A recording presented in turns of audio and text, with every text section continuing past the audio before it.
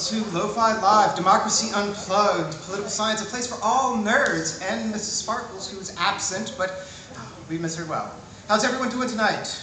Doing well? Yes, yes. Doing well in the house. It's a little bit rainy out there, but it stopped raining. There's quite a few people. Y'all like nerds on like the 10th level. You're like, oh, weather's not going to keep us out. I am Michael Pickering, Dr. Pickering, Professor Pickering, aka Dr. P, to some who know me well. Today we have a live podcast where my class is going to put on a show for us. But quick, Lofi Poli Sci, we always start out with a bit of that news fresh off that press. And how many of you know now that the United Nations has finally acted after 2 years? The United Nations is going to help Haiti. That's right. After over 2 years of Haiti's president being assassinated, the United Nations finally had a Security Council vote. And on Monday they said, we're sending in the troops. Now, of course, we're like, troops? What troops? United Nations has troops? No, not technically, but Kenya has troops. The Bahamas has troops. Antigua and Barbados, Jamaica, Spain, Chile, Senegal. So far, there's at least about 7 countries who are saying they're going to send troops. When will they reach there? We're unsure. So there's still a lot of unknown things going on about Haiti right now. So definitely keep your eyes open for Haiti. Other places in the news, let's head on over to Pakistan. Pakistan just announced that they are ordering about 1.7 million undocumented refugees from Afghanistan out of the country by next month. 1.7 million people to be forced out of a country. This is a big deal. This is a very, very big deal. That is a whole lot of people to leave in a very short amount of time. And to go where? And to do what? Keep your eyes on Pakistan and Afghanistan. There's going to be a lot going on there within the next month. Now we head on over to Australia for a little bit of maybe some good news coming up. The Aboriginal people and Torres Strait Islanders indigenous peoples of Australia may get their own institution and government. Now what does that mean? What does that mean? So First Nationers is what a lot of countries call, for us we call it Native Americans, but First Nationers is another name used for indigenous peoples. And so in Australia, they're going to have a vote. Early voting has started, but the actual vote starts on October 14th. And if enough people vote yes, then Torres Strait Islanders and Aboriginal peoples of Australia will have their own government body that will have a say in any law that directly affects their people, their community, or their territory. And it will be the first time in the Australian Constitution that their people are actually recognized as being First Nationers. So this is a big deal.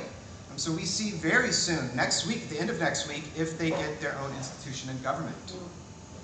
Now, next up, I always like to throw a little space into Lofi Poli Sci, because I always say, look to your dreams, look to the sky. For some of us, our dreams are way, way up there. And when I say up there, I'm talking about international space stations. How many people know how many international space stations are there? How many space stations are there?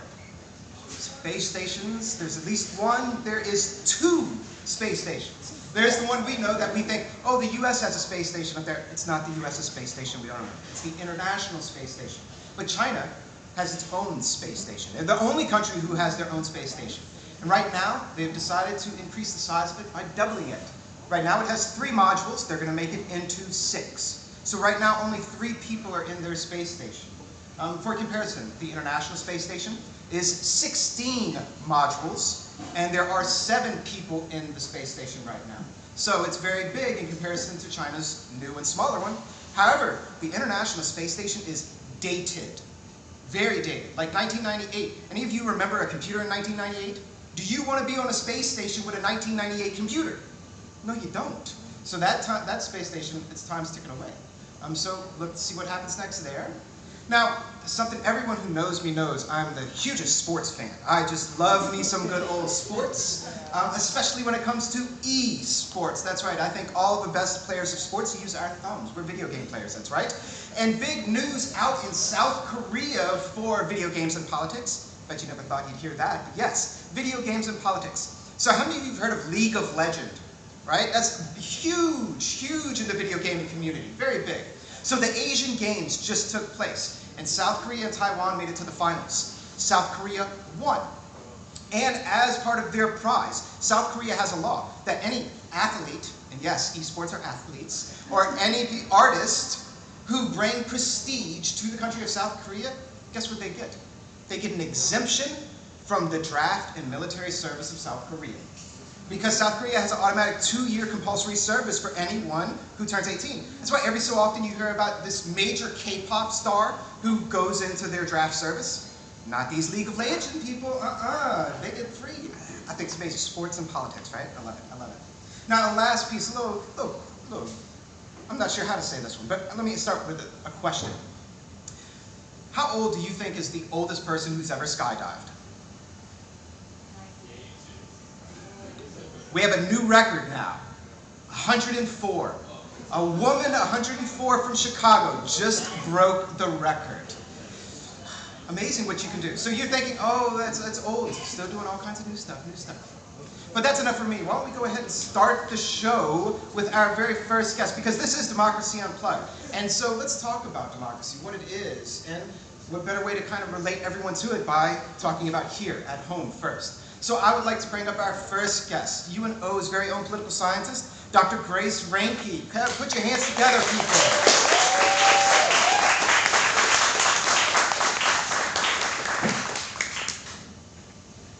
Take your time. Just watch where I'm stepping. How are you, Dr. Reinke? Thank you so much for coming. Thank you for having me. And what are you bringing for the good people today? What are we talking about? Well, I'm teaching undergrads this semester, and I've noticed some despondency when it comes to talking about democracy in the U.S., maybe some cynicism. People aren't so excited about things like the Supreme Court, for example, the things that they're doing lately. So I brought, in the style of Lofi Poli Sci, my top 5 list of things about American politics that are giving me some hope right now. Hope in U.S. politics. I'm glad you have some, because I need some. So go ahead, give the good people some hope. We need it. Okay. Do I have the time? Time's over here. Okay. Yes. Okay. All right. So, number 5 out of 5. Do I have any Swifties in the house? Woo! Okay, a couple. So you already know this piece of news, but last week Taylor Swift made one Instagram post, and she told her, hundreds of millions of followers on Instagram to do what? Register to vote. And then after that, immediately after her post, almost 40,000 new voters in the U.S. registered that day, right? She could be using that power for evil, but she's increasing democracy, right? We love that for her. We love Swift Nation. That's number 5. Talk about democracy unplugged. Is that better? Yeah, just bring it closer. Hello. Okay, there we go. Good. All right, number 4. This week, the Supreme Court made a decision that is going to force Alabama to continue on its redistricting process. Really great news for democracy, because for a long time, the gerrymandered districts in Alabama have meant less representation for Black Alabamians. Why should we care about it? Because this same issue is happening in Louisiana districts, right? So actually tomorrow, the Fifth Circuit Court of Appeals will be meeting to discuss what we're going to do next about our gerrymandered districts, now that the Supreme Court has signaled that these state governments do need to draw new maps, hopefully before the 2024 elections. We'll see. That's number 4. It's good news, good news. We're going to get some more representation for minorities in the House. I can feel the hope in the room rising. I see smiles. That's right, that's right. Number 3, fighting back against book bans. Have people heard about these book bans in libraries and schools? Yeah, a little bit scary. Not the best look for these school boards, maybe. In places like Florida, the nonprofit groups have started these online trainings to train students and their parents and activists and fund them to fight these book bans, right? To train them how to become activists in order to fight against these new rules. This is an effort that's being funded by huge nonprofits, and it's really gaining traction. Some really famous authors have lended their names to this effort. So, really exciting. Fewer banned books, right? Banning books is bad. No banning and no burning of books. I think we can all agree. Yeah. No banning, no burning. All right, number 2. Biden continues to chip away at all of our student loan debt. Is anybody excited about that? Very. That's what I thought, right? We all thought it was a huge blow when the Supreme Court ruled against Biden's big loan forgiveness plan last summer.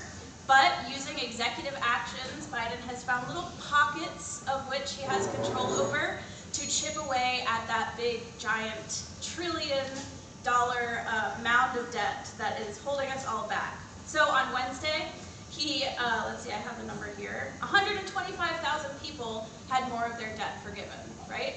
Thank you, Biden, for that. All right, last one. Hopefully I'm doing okay on time. It's a big one. The big democracy issue that I'm most excited about is labor democracy. How many people are excited about unions? Yay, unions! How many of you still don't know what a union is? Don't tell me. Yes, yes, yes. So we have a lot of exciting democracy happening inside our labor unions across the US, right? So we're having a spike, not just in interest in labor unions, but in membership of labor unions. So now a huge, what they're calling a stand-up strike among UAW, so auto workers, is happening across the country. The president of UAW, Shawn Fain, was democratically elected by the membership for the first time last year, and he's really taking that union in a militant direction. But it's not just the auto workers, right? 75,000 healthcare workers in California just went on strike this week through Kaiser Permanente. Writers, do we like watching TV in this room? Yes, yes. TV writers went on strike a long time ago, months ago now. Like in April or May, or March even, yeah. Beginning of the year. Really long strike that yielded huge wins for them. So the new Writers Guild contract, it contains huge raises for everybody in the writers' rooms, staffing floors, expanding healthcare access for all kinds of gig workers in Hollywood industries. This is a huge win for a democratically led union. So those are just a couple of examples of really awesome labor democracy that's happening across the US. So even if you're feeling depressed about big national institutions like, I don't know, the Supreme Court or the presidency, there are other places we can look to find democracy. And I hope that I brought you a little bit of hope with this list. Yes, yes, much hope, much hope. Don't read the news, take Dr. Reinke's class. She gives you the goodness all the time. Or do both. Or yeah, do both, yes, you should do both. Well, thank you so much, I really appreciate it. Everyone, UNO, put your hands together for Dr. Grace Reinke. Yes. And now we're going to segue to we're going to switch gears just a little bit, but now we're going to start bringing you up on stage. Now we're going to start bringing up my students, and I hope you're petrified because there's so many people here. If I had to guess, there's probably at least 75 people here. It's a good group of you people that actually showed up. Well done, well done. But now we're going to go with some Lo-Fi global trivia. So please put your hands together and welcome Paymon and Jamyre to the stage. Come on up, gentlemen.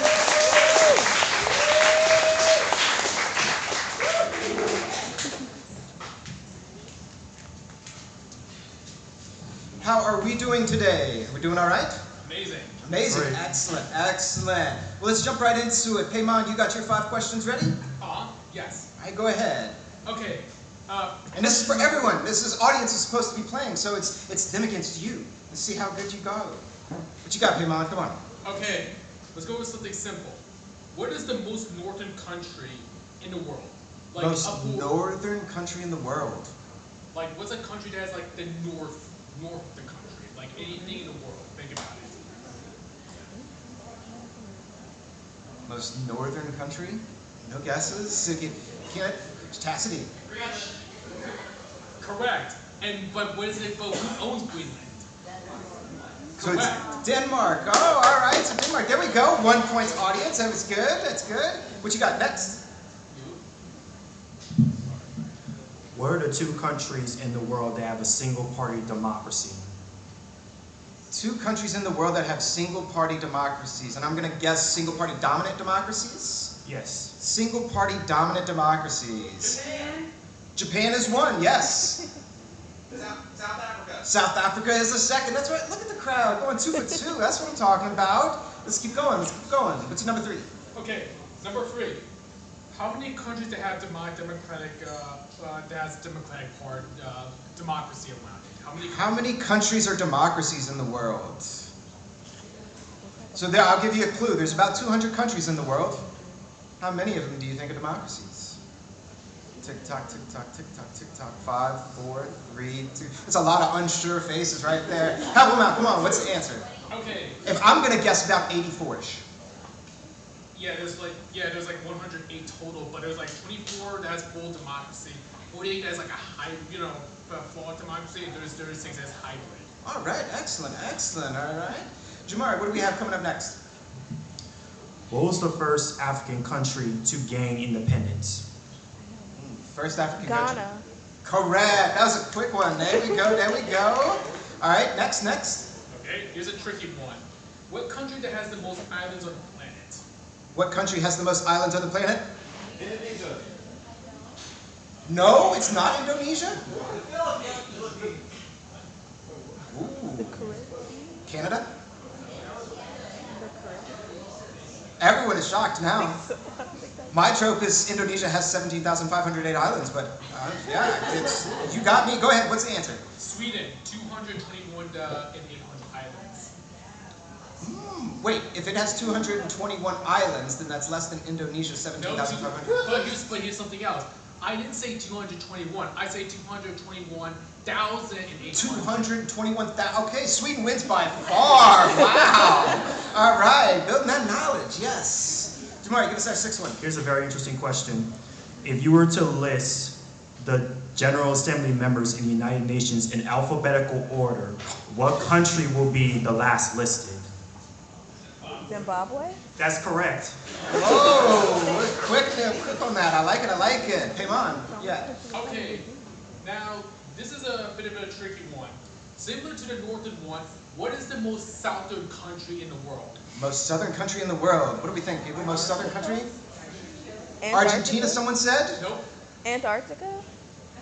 That's my heart. Antarctica is always in my heart and correct.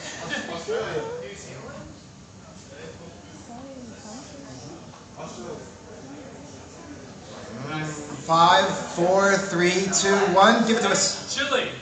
Oh, all right. Did you say that, MJ? Oh, you gotta be loud with it. Yes, Cooper had it too. All right, you gotta come with it. Come on. What's next, Jamyre? What country was recently suspended from the United Nations Human Rights Council? Ooh. Russia. Who was suspended from the United Nations Human Rights Council recently? That's correct. It's Russia. Russia. There we go. All right. These are the last 2, right? Yes. Okay. Okay, Nepal. Okay, everyone knows Nepal. What is the border surrounding Nepal? What's the borders surrounding Nepal? What countries border Nepal? How's your Southeast Asia geography these days? India. Correct. Yo, Dr. Day in the house. Thank you for coming. Yes. All right, Jamyre, last question. What do you got? Last question. This is the most interesting and silliest one. The unicorn is the official national animal of what country? That's correct. Yes. Oh. Now, Vivian, you know where Mrs. Sparkles belongs. Scotland. Well, everyone, put your hands together for our Lo-Fi Global Trivia Specialist, Paymon and Jamyre. Thank you so much. That's it. Take your bow. That way. All right, next up, now let's switch gears and bring up 2 individuals who got a special kind of list for us, right? So please put your hands together for Akia and Lucia.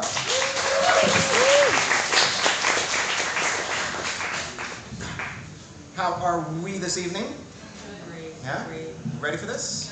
And what kind of list did you bring for the good people tonight? So we have the list of the top 5 and bottom 5 countries for women's representation in Parliament.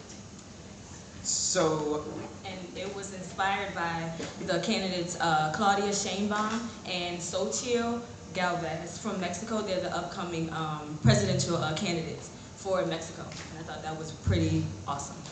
that's right, Mexico may get its first female president ever coming this year. So that inspired your list. This is amazing. So we have the 5 countries with the most female representation, and then 5 countries with the least female representation. Exactly. Take it away. So we're looking at how many parliamentary seats each country has and what percentage of those are actually being held by women. Right. And I do want, as you are listening to these lists, I do want you to keep this quote in mind. It's by Laura Boldrini. She's a famous Italian politician, and she says, most politicians see feminism as almost a dirty word. In context, she in Italy is 32% of women's representation, so that's where she gets that from. So the top 5 countries with the highest percentage of women in parliament. At number 5, we have Iceland at 47.6%. Tied in 4th place, we have the United Arab Emirates, New Zealand, and Mexico with 50%. In 3rd place, we have Nicaragua with 51.7%. In 2nd place, Cuba with 53.4%.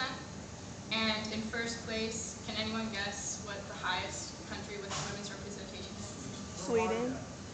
Yes, it's Rwanda with 61%. Rwanda, 61%. The majority of their legislature is female. It's amazing. Okay, so this is top 5 countries with the lowest percentage of women's representation. So number 5 is Nigeria with 3.6%.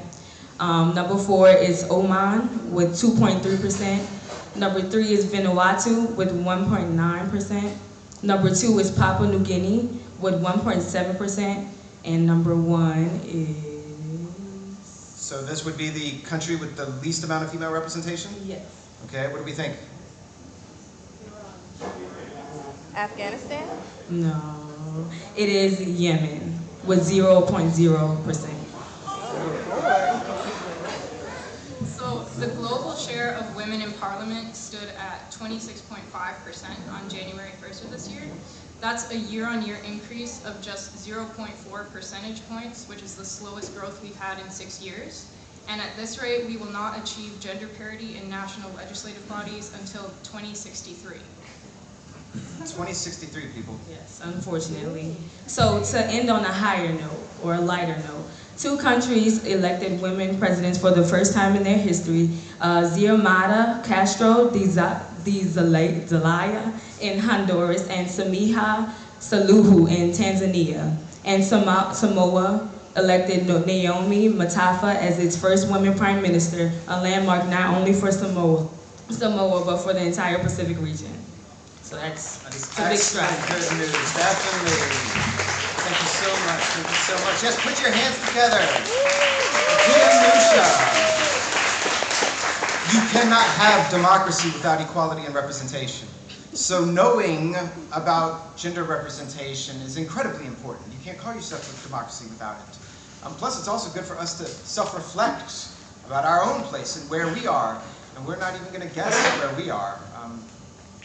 But you should think about it. Maybe ask Lucia and Akia afterwards.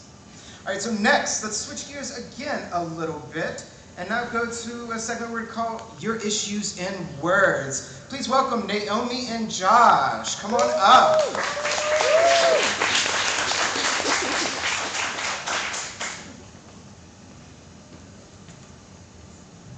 Hello, hello. How are we?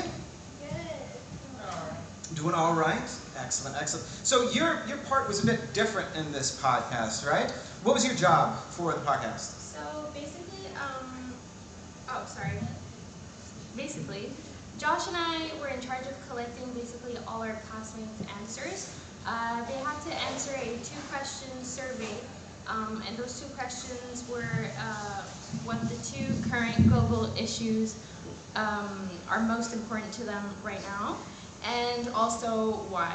And so Josh and I are here to talk about what the answers are. So the 2 of you asked our class, we have 22 students in our class that are putting on this show, and they asked everyone for their 2 most important issues. And it was anonymous, and everyone just wrote their 2 issues, so collectively 48 possible issues. And what did you find? So we found that we had quite a variety of issues that the students decided to put onto the list of what they thought was important for the world. We actually have a lot of them right here, so I'm going to quickly list out all the ones that were listed by the students here. How many? We have, I believe it was 37? There were 37 votes in total that we counted. Gotcha. All right, take it away. All right, so we have women, so there's women's rights around the world in politics. Russia-Ukraine war, we have military coups in Africa specifically. We have the climate crisis, we have gun rights and gun control. We have worldwide democratic backsliding, access to education, global classism, civil wars in Africa, political parties, the dominant ones in politics, economic inequality, Taiwan's safety and independence, Palestine, Western imperialism, stability of international trade, the One Belt Road Initiative, the US government shutdown, the refugee crisis, globalization, AI voices, global equality, and homelessness. Class, you just made my night. You actually care about that much stuff? Oh, there is hope. There is hope. Yes, thank you. All right, keep going for us. What you got for us next? All right, so we've narrowed it down to a top 6. So I'm going to name the three who had the most votes. The 3 issues who had. Okay, so the issues with the most votes in the class. Exactly, the 3 first. So the first one is women. Generally speaking, people seem to be concerned about women in politics, concerned about their rights, their representation, and gender inequalities in general. We also had the Russia-Ukraine war, and basically Russia's invasion of the sovereign state of Ukraine. And the third one was African internal conflicts, and out of that it was basically the military coups and the civil wars that are still ongoing.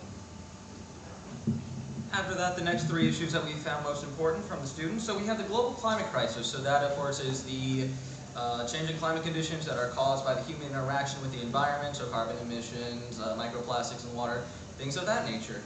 Then we have gun violence. So a main thing that we found among the students, the way they described it, is that too many people around the world are dying from violence with guns. And that can be a hard issue for a lot of people to talk about, so it's nice that the class was able to put it in on there. And then the 6th issue that we found the most important, democratic backsliding.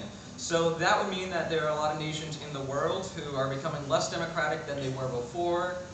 Maybe they were very high on the scale for democracy, maybe they were somewhere on the midway, but somewhere along the way they lost some of their democracy. Excellent, excellent. So that's top 6. What are your top 2? What 2 issues did our class care the most about? Okay, so the first one is women, so we thought it would be smarter if I would talk about it. So there is a general concern for women's bodily autonomy, their representation, particularly in politics, and for the state of their rights, which seems to be declining in many of the countries right now, which is concerning. And women's rights have been suppressed for decades, which is why I think it's such an important issue to our generation. So much so that some of those gender-based inequalities are still embedded into societies and governments all across. And we just think that our generation values that and wants to change that. Excellent, excellent. As for our 2nd issue, the 2nd most popular one was the Russia-Ukraine war that's going on. So the Russia-Ukraine conflict, as many people know, over a year ago, Russia decided to invade Ukraine for reasons of its own. What those reasons are is anyone's guess to some extent. This conflict is still going on to this day. There is still violence being done. And I mean, that's a very important issue, especially to the world today, because any violence is bad violence. We don't want people dying, we don't want people being hurt, which is a reason why it was talked about in a lot of the responses that we got. So it's still affecting those innocent people. It's a danger to a lot of places around the world because a conflict of this nature has global impacts, like for every country ever. Because if a nation can invade another nation and successfully do it, and while Ukraine, of course, is getting support, it's not getting as much support as Ukraine would even hope. What does that mean for other nations that might have something like this happen? What does this mean for the nations that are supposed to help and are not?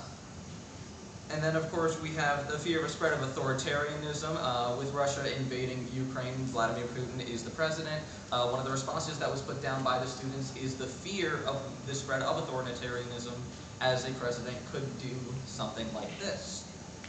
There's also a large arsenal for this massive country that's invading another one, which is a big threat. And then there's just a possible escalation in general. If this war continues on, another thing the students put down is they're afraid of what's going to happen, of what other countries might join. And yeah, that's what we got for the Russia-Ukraine. That's what our class decided to say. A lot of good stuff. I love it. I love it. Thank you so much.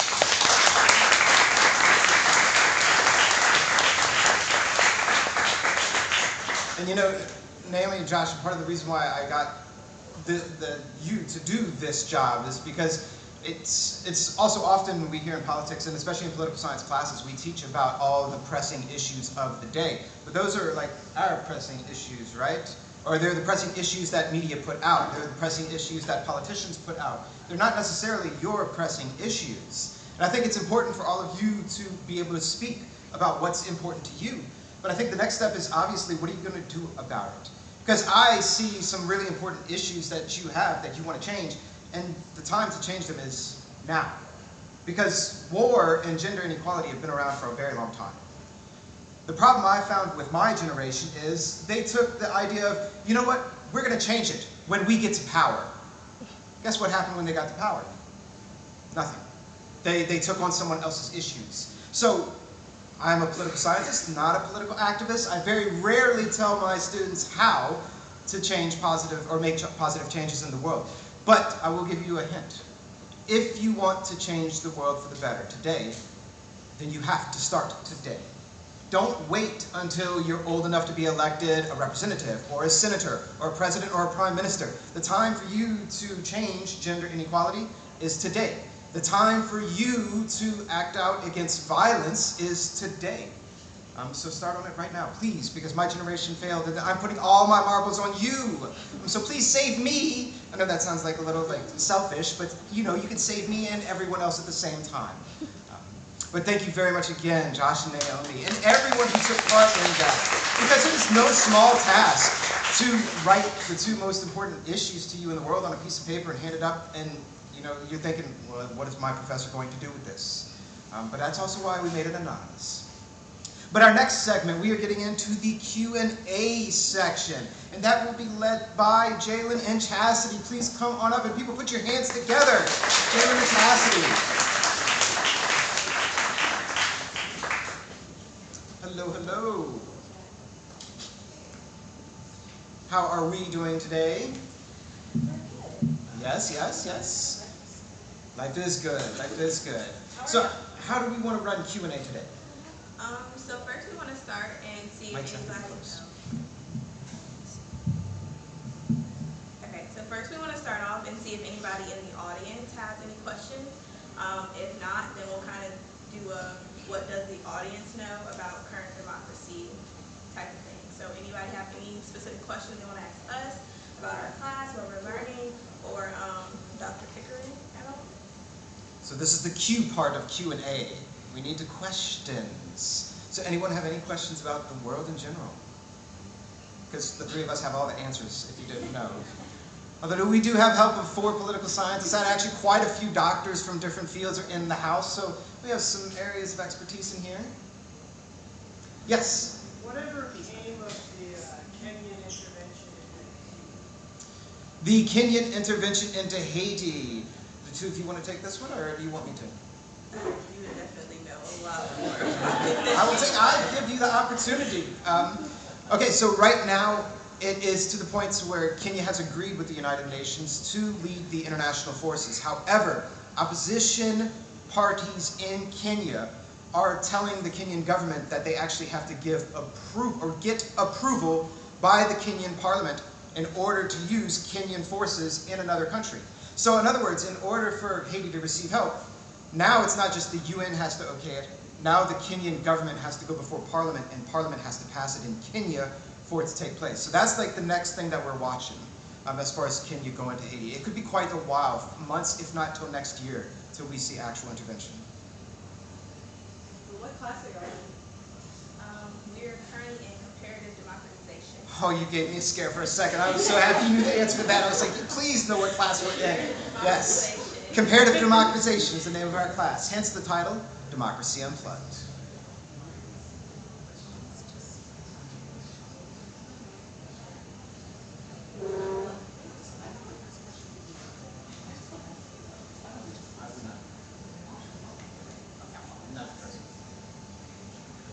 Any other questions, guys? I have a long question. It's a long question. So, the Security Council was supposed to enforce. They're supposed to enforce. They're supposed to enforce the law, or like countries that do wrong. So with Russia invading Ukraine, do you see like a domino effect of other countries doing the same thing? Okay, so the question is, in a more general way, the United Nations is supposed to protect international law, and theoretically, Russia broke international law by invading Ukraine.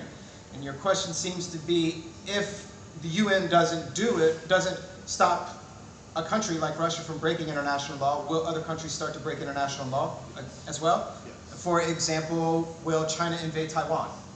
Different things like that. So, okay, I got you. What do we think about this? If the UN doesn't stop people from breaking international law, who will? I definitely think it is possible, just because countries that typically, and even people who have a lot of power, if they feel like they can take it from people that don't have as much, start to get greedy. So it's kind of like an ongoing thing, it's a domino effect, which is why I think it's really important that the UN actually get its own, I don't want to say enforcement team, but like an army, because they have nobody. And I think that's part of the reason why they don't necessarily try to stop bigger countries, because they'll have to involve other countries in their army systems in order to enforce things like that on such a big, powerful country like Russia. So yeah, I do think that it definitely would lead into a domino effect. I'm not sure if it would lead to a domino effect. I think it's a good thing that we don't have one world power. I think that, like, our policies about the border and, like, you know, feeling like one country, like if you're born in one country, you should like stay within that country. I don't know. I just feel like if we start getting like a world power, like one world government, then we might like turn into something that the world is not ready for. But I think the Russia-Ukraine thing is a very unique situation because Russia is actually on, isn't Russia part of the UN? Security Council, right? They have veto They're on the power. Security Council. I don't think the UN would be the best mechanism to try to deter Russia. Are there, Jamyre? Jamyre, do you have anything to say? Russia may be a member of the Security Council, but I also know that they're being kicked out of other, what's it called? The Human Rights Council, they were kicked out of it. So one of the big things about the United Nations working to stop countries or people from breaking international law is that the United Nations, and I say this not trying to make fun of the United Nations, but making sure everyone realizes the truth. The United Nations is a social club for countries. It's an organization, it's an intergovernmental organization, an international organization, but it's not an actual government. And that's why for a lot of us who teach international politics, or people who talk about becoming international lawyers and talk about international law, well, what is international law varies around the world, and what courts can protect us from people breaking it varies to a large degree as well. So it's a very difficult question, and so I think in many ways everyone is correct, because it's all about what we choose to do to stop each other from doing things. And that just leaves a whole bunch of question marks and scariness. Dr. Reinke, you have a question? Since you've studied democracy in a comparative perspective, do you now think that the U.S. is a strong democracy or a weak democracy? The question is, so that way everyone can hear, since they have studied comparative democratization and democracies around the world, do they think the United States is a strong democracy or not? I think it's very weak. Ooh. Dr. Reinke was trying to give us hope, but now Jaylin is like, nope. Part of our class, something that we are working on is an analytical essay of comparing a free country. I don't know if you guys have heard of Freedom House before. It's a website that compares political rights as well as civil rights, and it'll rank a country on a scale from 1 to 100 based on how many political or civil rights it has and it provides for its people. I cannot remember the exact number the United States is. I do. 84? Okay, so the country... I thought it was at 83. Did we go up a point and I don't know? I checked it like a couple of weeks ago. All right, we'll say 84, with an asterisk that maybe it should be an 83. Who knows? We have several European countries that are at 196, higher than 84. So, I mean, and they focus pretty much on how we were worried about women's rights. Bodily autonomy is very important in Europe and countries over there. So, compared to other countries, it's kind of weak, guys. Chastity, what do you think? Yeah, I couldn't agree more. I think there are a slew of reasons, just starting with the racial ones and the gender disparities that we see in this country. But I just remember a specific moment in your class where you were saying that if not everyone can participate in an election, then do you have a democracy? The answer is no. If you cannot go to the polls, if you're I not love being my voted, students. you're not actually a democratic country. You're not including all voices when you're making decisions. And that's what a true democracy is. So I don't see that for poor people in this country. I don't see that for the different marginalized groups. There are so many barriers when it comes to just voting, and voting is not even the crux of what truly makes a country democratic. So I would say no. Do we enjoy? Oh. Well said, well said. We have 1 more minute, guys, so Jamyre. About the military coups in Africa, do you think that other neighboring African countries who are authoritarian in some way could follow the same path as that other African countries have, like Niger, Mali, and Burkina Faso? So the question is, there's been a lot of military coups in Central and Western Africa in the past several years. And Jamyre wants to know, do we think that this is a trend, and will we continue to see this happen more and more? Military coups, I definitely am not sure. I guess it's just, like I said, it's subjective for everybody. Authoritarianism, it can spread, but it's not spreading as quickly as I think a lot of us feared. We learned about Ghana in class this week, and that definitely gives me a lot of hope. It took a couple of years for the places surrounding Ghana to follow in its path towards democratization and moved a whole lot slower, but it did follow. So just like good things spread, bad things can spread too. So I guess it just depends on the will of the people. Chastity, closing thoughts? I think the military coups are a lot more complicated, and especially when you look at it from the perspective of the people within those countries. You were talking about the research paper that we're working on. One of the countries that I assigned myself is Niger, which is going through a lot of military coups right now. And when you scroll on TikTok, on Twitter, social media, whatever, and you try to find people speaking about these military coups, these military actions, and you get the perspective from an actual person that's there, you kind of understand that global white supremacy has kind of skewed the way we see things as American. We might just see it as a military coup, but in reality, maybe this is one step in a big movement of liberalization, and it just might not look peaceful, but I don't know, I'm just saying it's more complicated than it seems. And I just feel as an American who can only see things in English, I can only understand things in English, I just feel we kind of don't always get the full perspective of an issue, and we don't always get the perspective of those that are going through that very real thing. We're just kind of on the outside making assumptions about what's going on and whether it's right or wrong. And I think it's just so important to go out of your way to try to understand people, even though a country going through a military coup is obviously there's a lot of violence going on, but I think that just trying to understand instead of I don't know, just call it a coup, Americanizing it, because it's very easy to be distant from something that's not happening or affecting you directly. So That's absolutely right, and plus, you say military coup and you think, oh, that's horrible, they're overthrowing the government. But do you say that knowing what the previous government was? What if the previous government was a horrible dictatorship? So when we start to think about trends of military coups, we should also be thinking about what were the countries like before these coups happened. Because remember, there was a revolution in a country that we're standing in once upon a time because we didn't like the government, because we called it bad, and we wanted to make something better. So you're absolutely right. We should educate ourselves about the countries before we pass judgment. Without a doubt, without a doubt. Well, people, put your hands together for our Q&A specialist. Thank you so much.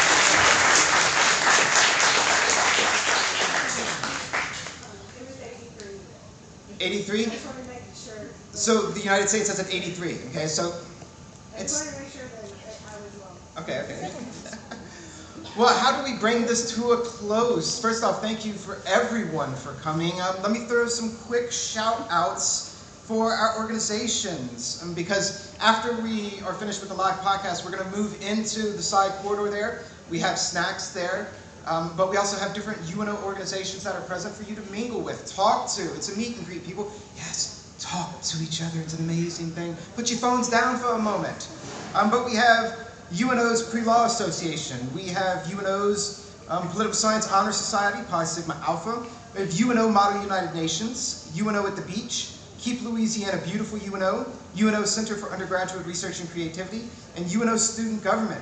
And my people, these organizations came here tonight to talk to you.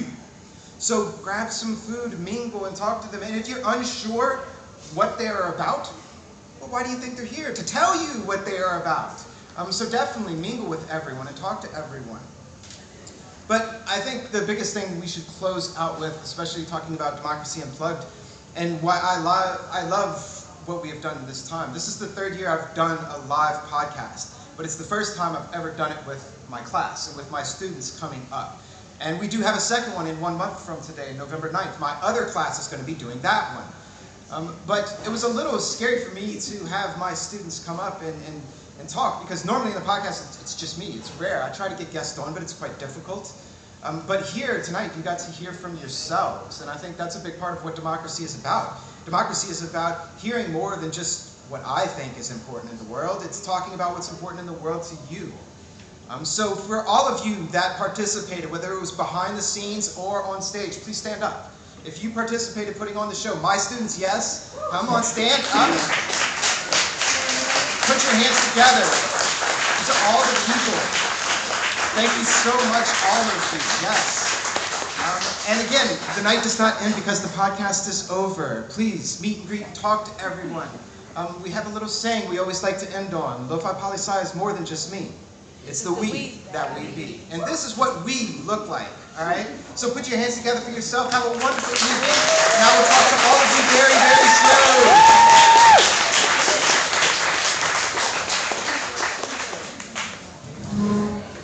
So yes, now is when all of you stand up and walk towards the tables and the food. That's right. Come on.